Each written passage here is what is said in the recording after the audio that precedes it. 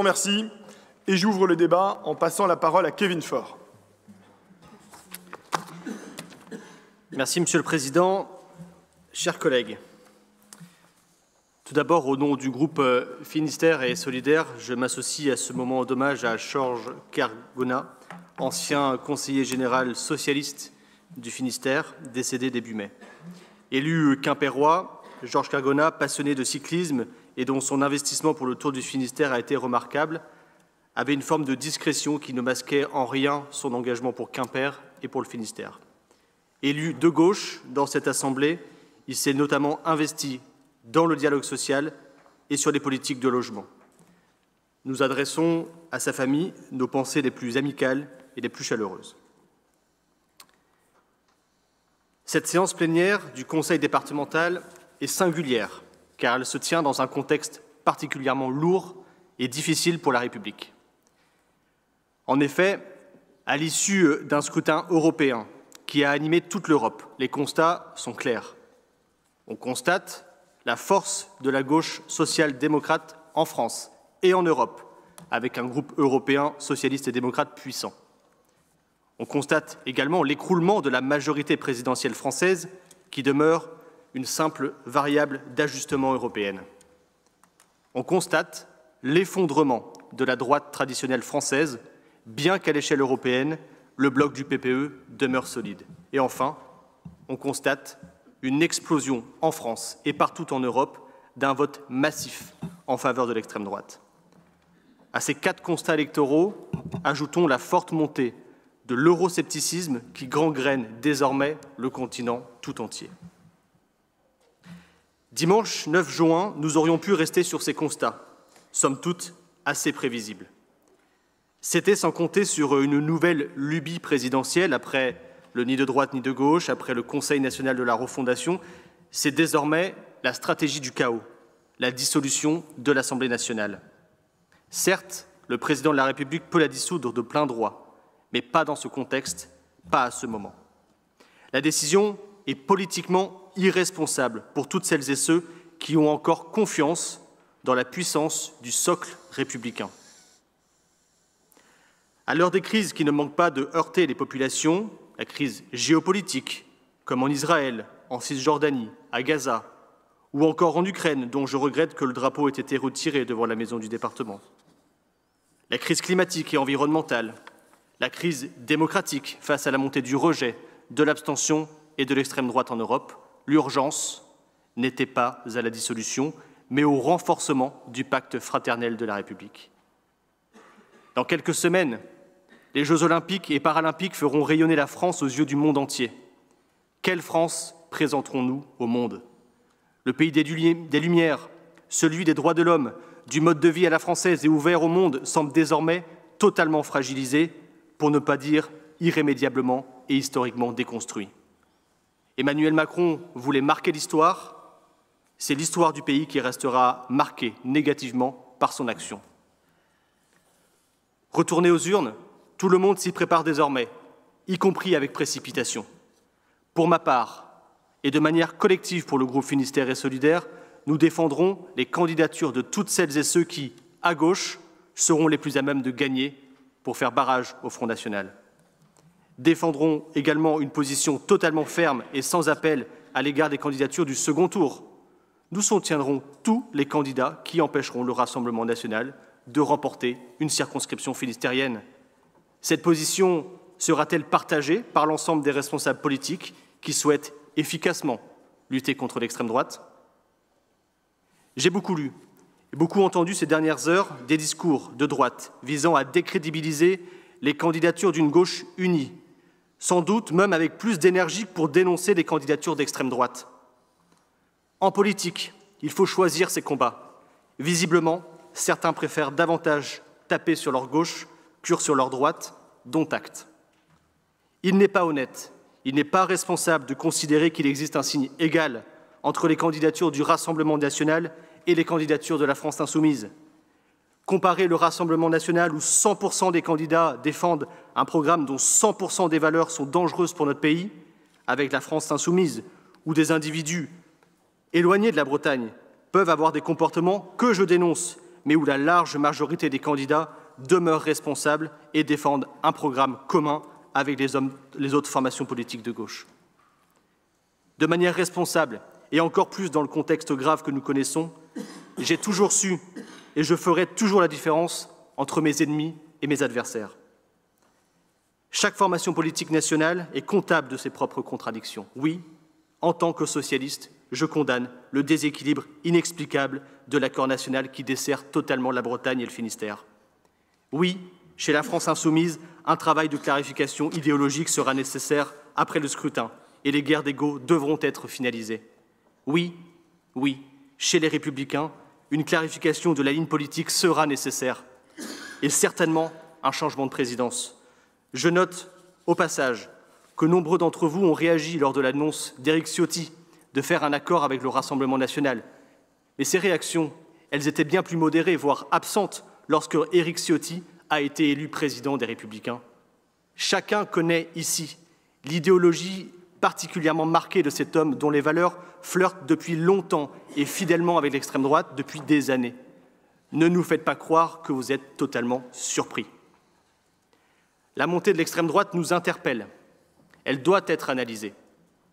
Une des pistes est de chercher à comprendre les évolutions électorales des dernières années en Finistère. En 22 années, qui séparent le choc politique des présidentielles de 2002 et le choc des européennes de 2024, comment a évolué l'électorat finistérien?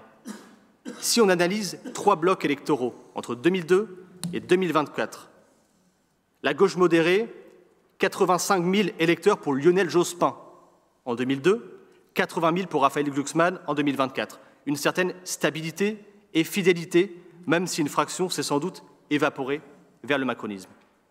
Concernant l'extrême droite, 50 000 électeurs pour Jean-Marie Le Pen en 2002, 98 000 pour Jordan Bardella en 2024. Presque un doublement qui forcément traduit l'évolution d'un électorat séduit par l'extrême droite contemporaine.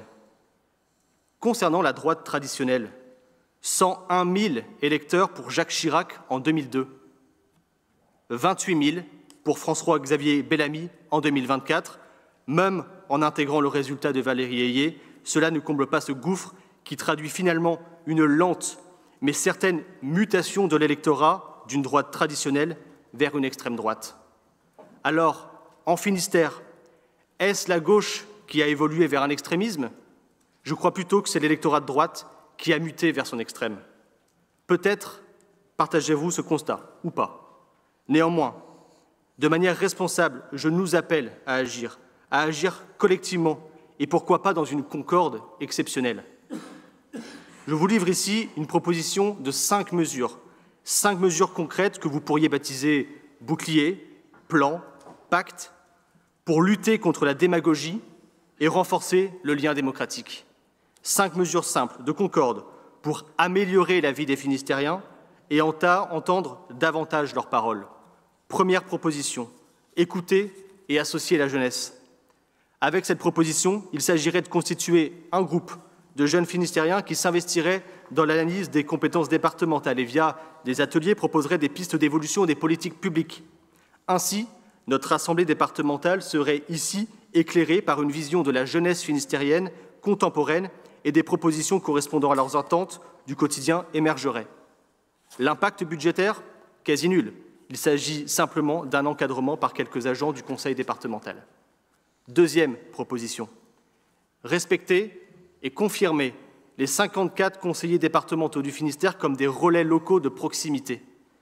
Avec cette proposition, il s'agit en quelque sorte de rétablir le rôle normal des conseillers départementaux, mais surtout d'associer chaque élu que nous sommes en tant que relais de proximité pour l'action publique.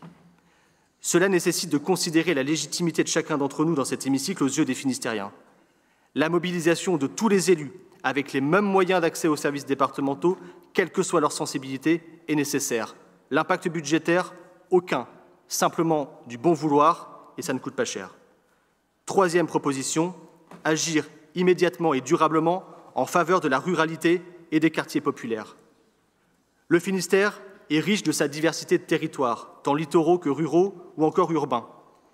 Une des sources de la montée de l'extrême droite, le 9 juin, réside aussi dans le sentiment d'abandon des zones rurales tout comme les zones urbaines. Un plan d'action spécifique à la ruralité et aux quartiers populaires de la politique de la ville doit être mis en place en urgence. Nous proposons que l'édition 2025 des volets 1 et 2 du pacte Finistère 2030 intègre des critères très précis et très ambitieux pour flécher davantage de projets locaux spécifiquement en faveur d'un accompagnement approfondi en zone rurale et en zone urbaine. L'impact budgétaire, il est neutre, il s'agit simplement d'une redistribution des crédits du pacte Finistère 2030 à partir de 2025. Quatrième proposition, mettre en place un budget participatif. Afin de donner un pouvoir réel et immédiat aux Finistériens pour financer des projets définis et choisis par les Finistériens, nous proposons de mettre en place un budget participatif doté d'une enveloppe annuelle d'1 million d'euros. L'impact budgétaire, 1 million d'euros forcément, financé par une diminution d'autant de notre politique d'attractivité départementale. La politique d'attractivité du Finistère ne nécessite plus de financement conséquent dans l'immédiat pour rendre davantage attractif le Finistère, à Paris, à Lyon et ailleurs. Notre territoire a déjà un dynamisme touristique fort. L'intensifier aujourd'hui, c'est le subir. Cinquième proposition, tisser davantage de liens dans la société, renforcer l'engagement et le civisme des collégiens. Parce que l'éducation est aussi une politique de prévention. Lorsque l'on constate le manque de connaissances de la jeunesse sur l'Europe, sur la vie démocratique de notre pays et la hausse des incivilités, il est aussi important d'agir pour tisser davantage de liens sociétaux et accompagner la formation au civisme des collégiens. Une mesure qui existait par le passé mériterait d'être intensifiée. Le déploiement de davantage de classes cadets de la sécurité civile, comme cela a pu être le cas au collège Max Jacob à Quimper ou Joséphine Baker à Brest. Ainsi, nous contribuerions à encourager, dans un cadre, l'engagement de la jeunesse et à véhiculer des valeurs de civisme utiles pour le vivre ensemble d'aujourd'hui et surtout de demain. L'impact budgétaire de cette proposition, il est très faible. Il s'agit d'un engagement humain des équipes éducatives et de quelques actions en concertation avec le SDIS pour l'organisation d'événements, de déplacements ou un accompagnement humain. Voilà 5 mesures concrètes, simples, rapidement réalisables. La lutte contre la démagogie et le renforcement de la vitalité démocratique de notre département passent par une réaction immédiate. J'espère que vous porterez une attention toute particulière à ces propositions, une fois de plus, constructives. À ces 5 mesures, nous pourrions également ajouter 2 plans de lutte qui doivent être, à mes yeux, perpétuels dans tous les conseils départementaux de France. La lutte contre toutes les formes de discrimination. Alors que l'on s'apprête à connaître probablement dans notre pays des tensions fortes du rejet de l'autre qui intensifieront les inégalités et les discriminations, je suis surpris que dans les bilans et perspectives qui sont soumis au vote aujourd'hui, de voir si peu d'actions en lutte contre les discriminations. À mes yeux, le département du Finistère pourrait avoir une position plus présente dans la dénonciation et le combat de toutes les formes de discrimination. Deuxième plan de lutte, la lutte contre l'isolement. Il est évident que toutes les formes d'isolement sont un terreau pour la montée de la défiance et du rejet de l'autre.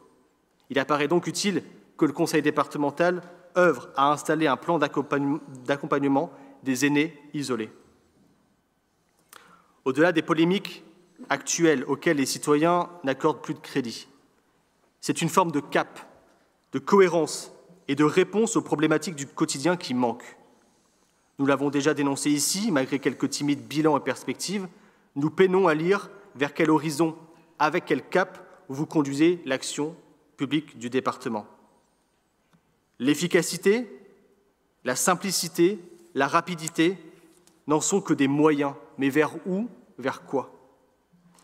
Puisque l'heure est au questionnement profond pour stopper le populisme et la démagogie, comme vous l'évoquez dans la presse des derniers jours, il m'apparaît nécessaire d'arrêter cette démagogie stérile qui consiste à légitimer toute votre action dès lors qu'on la conteste par un contraste avec le mandat précédent.